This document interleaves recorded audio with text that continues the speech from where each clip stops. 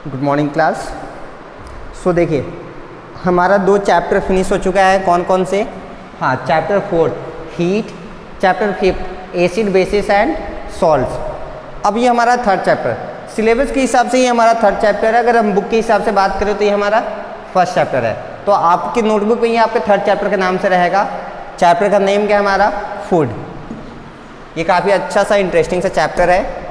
अगर आपका कोई भी वर्क पीछे का इनकम्प्लीट है तो ठीक है, आप उसको छोड़िए, एटलीस्ट इस चैप्टर से आप रेगुलर अपना वर्क करना स्टार्ट कर दीजिए।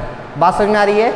हाँ, तो फूड क्या है, फूड क्यों है, ये सबको पता है, आपको भी पता होगा। हाँ, लेकिन हम एक बहुत ही इम्पोर्टेंट सी बात पूछेंगे। आपको उम्मीद है पता होगा, हम फूड क्यों खाते हैं? हाँ, क्यों? हेल्दी रहने के लिए। अच्छा, हेल्दी रहने से क्या मतलब है? एक्चुअली इसके अगर सबसे अच्छा आंसर देना हो एक वर्ड में तो वो है एनर्जी। हम फूड क्यों खाते हैं? To get some energy.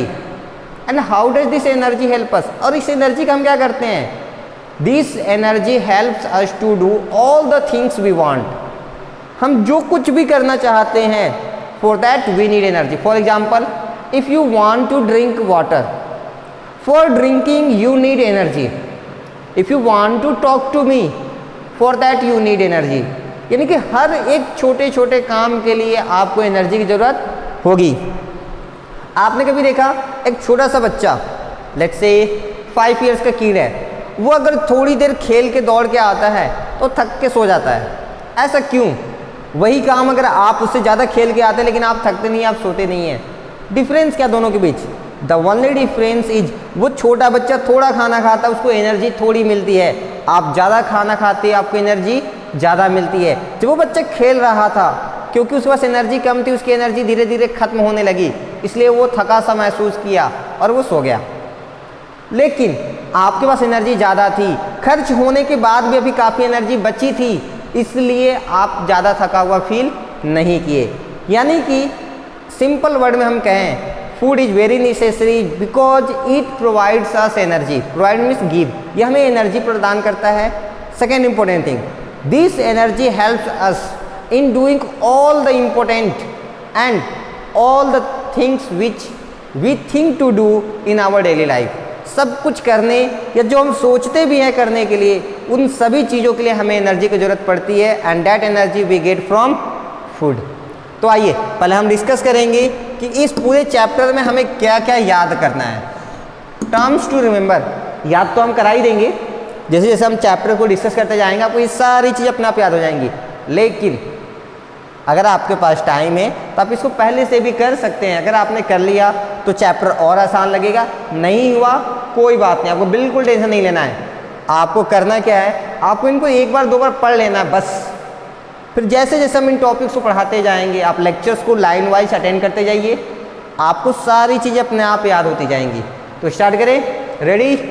Okay, so first point, autotrophs. Autotrophs क्या होते हैं? दिख रहा है? एक मिनट चेक कर ले, आपको वीडियो में विजुअल है कि नहीं। हाँ, अच्छा कैसा दिख रहा है? ऑटोट्रॉप्स क्या होते हैं?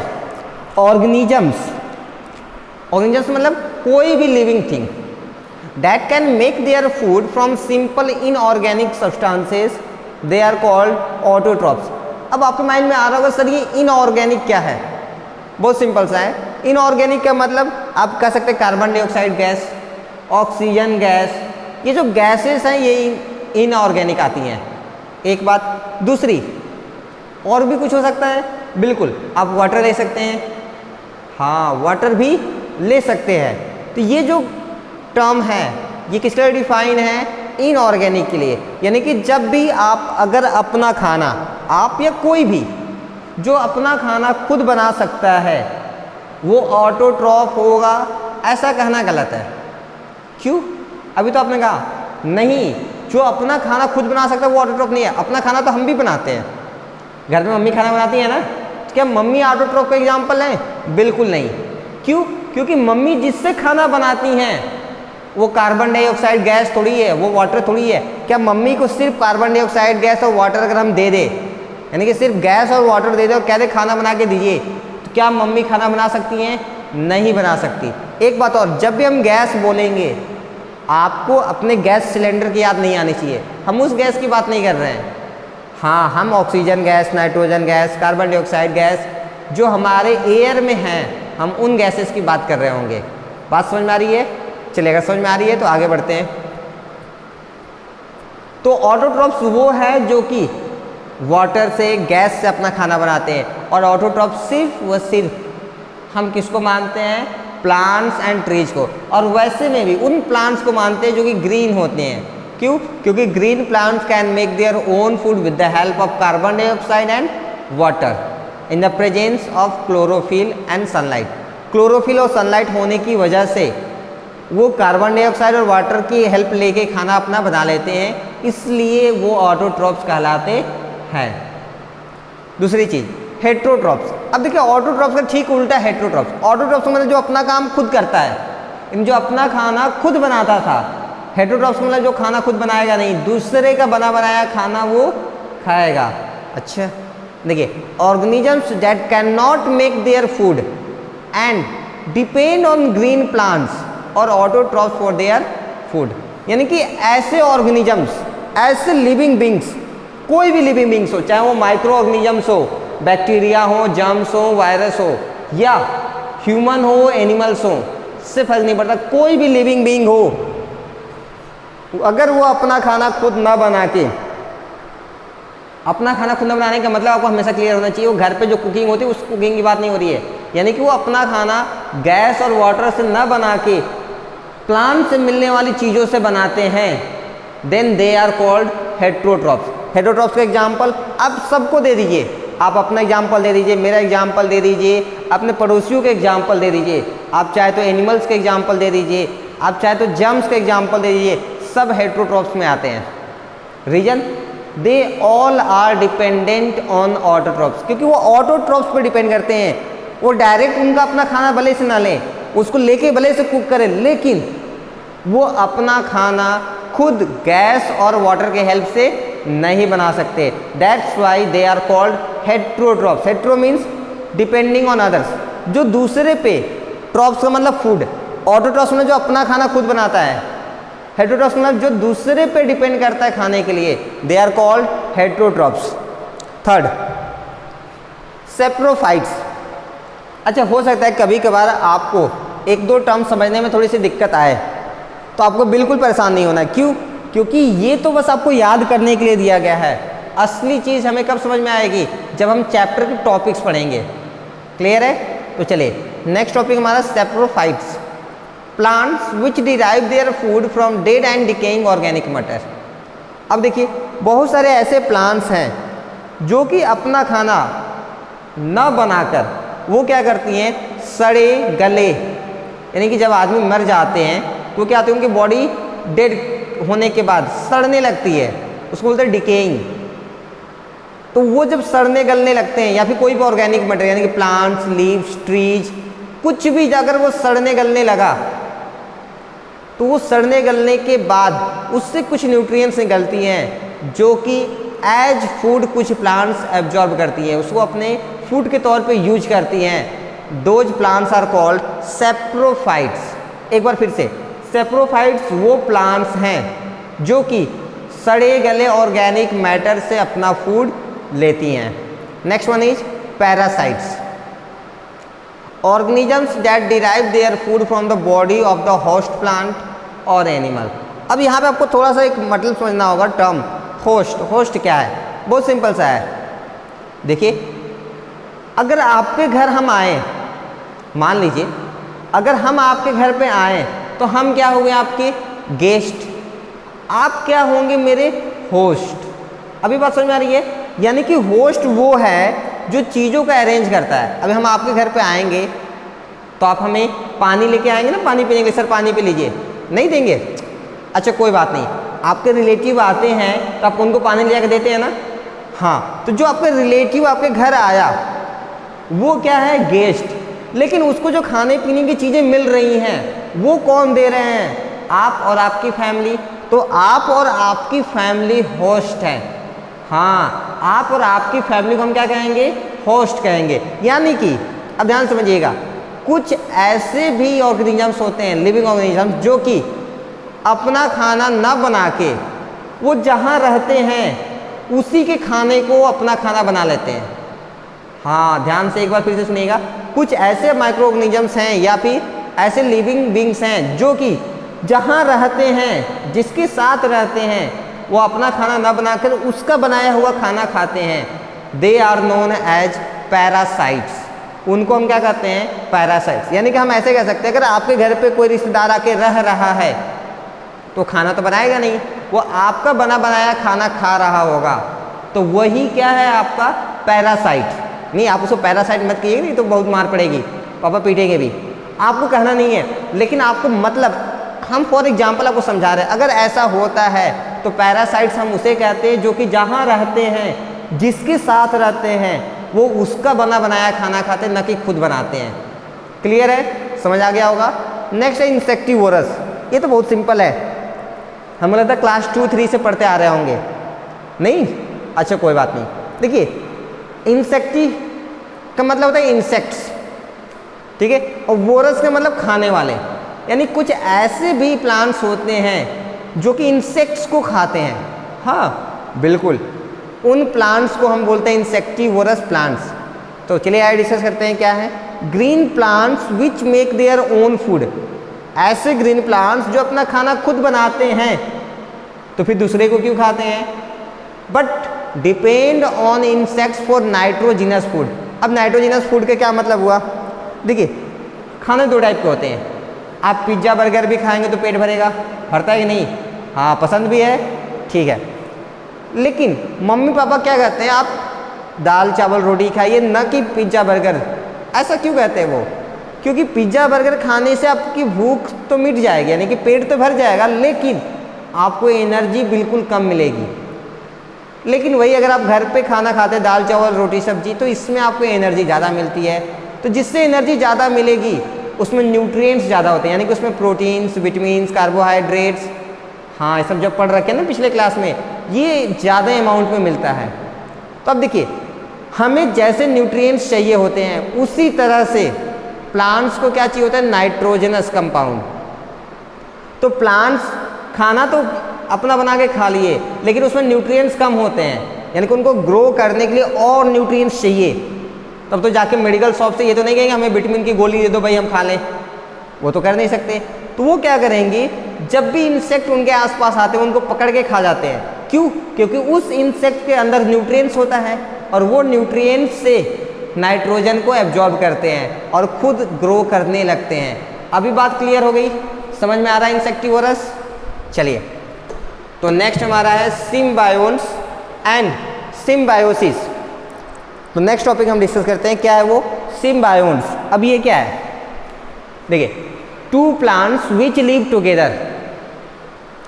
दो प्लांट्स जो कि एक साथ रहते हैं as the part of the same plant, और वो ऐसे रहते हैं जैसे कि वो एक दूसरे की पार्टनर हो, and mutually help each other, they are called symbionts. अभी देखिए, कई बार ऐसा होता है जब दो दोस्त होते हैं, मान लीजिए ऐसे दो लोग हैं जिनके पेरेंट्स नहीं है लाइफ में, किसी वजह से वो एक्सपायर कर चुके हैं, जो भी रीज़न है नहीं है, तो वो दो दोस्त आपस में मिलके वो खुद एक दूसरे की हेल्प करने लगे और एक साथ रहने लगे। तो वो जो दो दोस्त हैं, अब मान लीजिए अगर एक दोस्त को खाना मिल गया, एक को नहीं मिला, तो क्या वो दोस्त अपने उस दोस्त के साथ खाना शेयर करेगा कि नहीं? हाँ करेगा ना, बिल्कुल। तो ये देखिए, वो क्या हो रहा है कि वो दोनों एक साथ रह रहे हैं और एक दूसरे की हेल्प भी कर रहे हैं। तो ऐसे प्लांट्स को, हाँ अब बच्चों को छोड़िए, प्लांट्स बाजिए, ऐसे प्लांट्स को हम बोलते हैं सिम्बायोन्स। क्या बोलते हैं? सिम्बायोन्स। एक बार फिर से, सिम्बायोन्स एक प्लांट नहीं हो सकता, हमेशा एक से ज़्यादा रहेगा। यानी कि दो ऐसे प्लांट्स जो कि एक साथ रहते हैं, एक दूसरे की हेल्प भी करते हैं, प्लस खाना भी शेयर करते हैं, they are known as symbionts. Next है सिम्बायोसिस। क्या है? Symbiosis, the mode of nutrition in which two different organisms work together for their mutual benefit.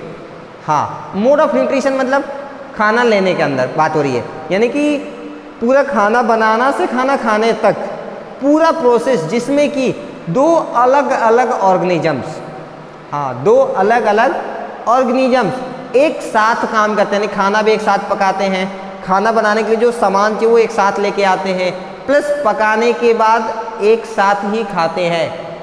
इस पूरे प्रोसेस को हम बोलते हैं सिम्बायोसिस। क्या बोलते हैं? सिम्बायोसिस।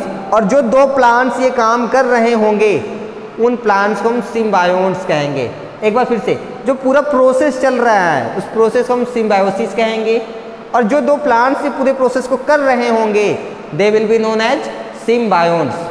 बात समझ में आ गई? क्लियर है? चलिए आगे बढ़ते हैं।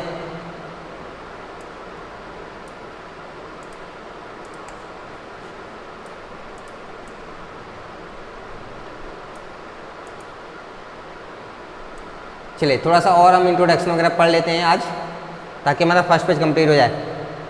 ठीक है, तो आपको लिखना क्या है नोट्स में, ये पूरा टर्म्स टू रिमेंबर आपको लिखना है नोट्स में अच्छे से, और एक दो बार इसको अच्छे से प्रैक्टिस भी कर लेनी है। चलिए अब डिस्कस करते हैं हम। Most food we eat is in insoluble form. Maximum, most का मतलब ज़्यादातर जो फूड होता है जो हम खाते हैं वो सॉलिड फॉर्म में मिलता है, यानी कि वो लिक्विड फॉर्म में एग्जिस्ट नहीं करता। The various components of our food are, हमारे फूड जिससे बने होते हैं वो अलग अलग टाइप के होते हैं। कौन कौन से हो सकते हैं?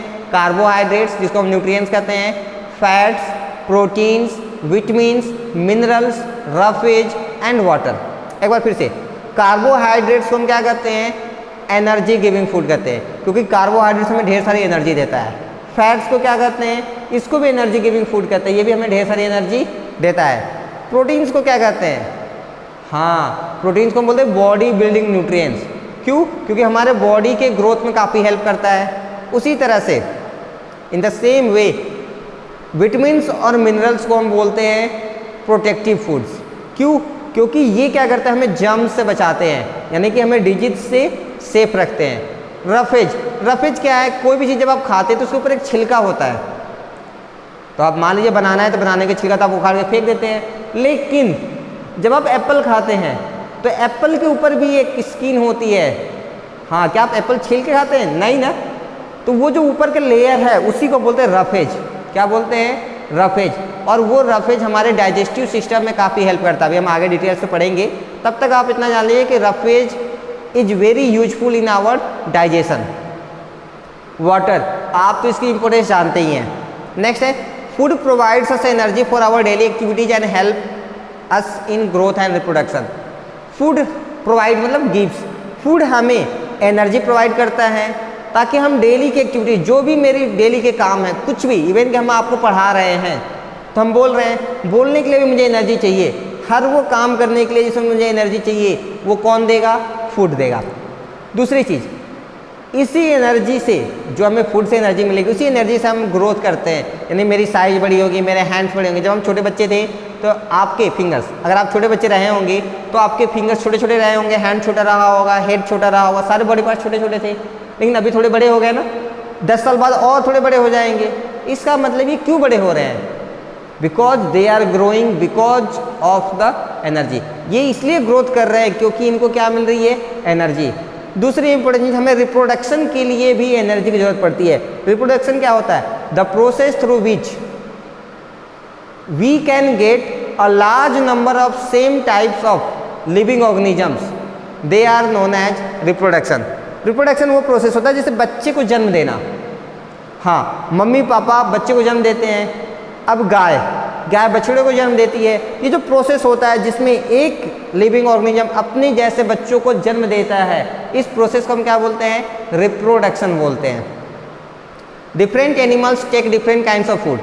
अलग अलग एनिमल्स अलग अलग टाइप के फूड लेते हैं। जैसे कि एक छोटा सा बच्चा, अगर आप उसको दाल चावल रोटी सब्जी खिलाएंगे, अभी वो 6 महीने का बच्चा है तो खाएगा? कोई चांस ही नहीं है। रीजन, उसके बाद तो दांत भी नहीं है, यानी कि उस बच्चे को हमें क्या देना होगा? मिल्क। अब वो बड़ा हो जाएगा तो थोड़ा थोड़ा खाने लगेगा। यानी कि हर एक टाइप के लोग, हर एक टाइप की एनिमल्स और हर एक टाइप के लिविंग बींग्स, सबको अलग अलग टाइप की फूड चाहिए होती है। Green plants make their own food by a process called photosynthesis. जो ग्रीन प्लांट्स होते हैं वो अपना खाना खुद बनाते हैं। इस पूरे प्रोसेस को हम क्या कहते हैं? फोटोसिंथेसिस कहते हैं। Humans and animals gate their food from plants और फ्रॉम स्मॉलर एनिमल्स। जो ह्यूमन्स और एनिमल्स हैं वो प्लांट से या तो फूड लेते हैं अपना, वो लेके गले से पकाते हैं, लेकिन उनको मिलता क्या, सभी आपको रोटी बनाना है, आप तो कहेंगे सर मम्मी बना के देती है, लेकिन मम्मी रोटी किससे बनाई, आटे से। आटा कहाँ से मिला, गेहूं से, और गेहूं कहाँ से मिला हमें, प्लांट से, खेती करके। हाँ, तो हमारा खुद का नहीं है, वो प्लांट्स का ही प्रोडक्ट है। चलिए, this dependence for food on one another and various aspects of nutrition are discuss in this chapter. हम कैसे फूड पर डिपेंड करते हैं, हमें फूड कहाँ से मिलता है, फूड क्यों मिलता है, और भी बहुत सारे न्यूट्रिएंट्स यानी कि जो कार्बोहाइड्रेट्स है, फैट्स है, विटामिन्स हैं, मिनरल्स हैं, ये सब चीज़ें क्यों, कैसे, कब मिलती हैं, ये सारी चीज़ें डिटेल में हम अब एक एक टॉपिक करके पढ़ेंगे। तो आज हम इतना डिस्कस करते हैं क्योंकि वीडियो लेंथ काफ़ी बड़ी हो जा रही है। नेक्स्ट क्लास हम न्यूट्रिशन से स्टार्ट करेंगे। Till that, thank you so much.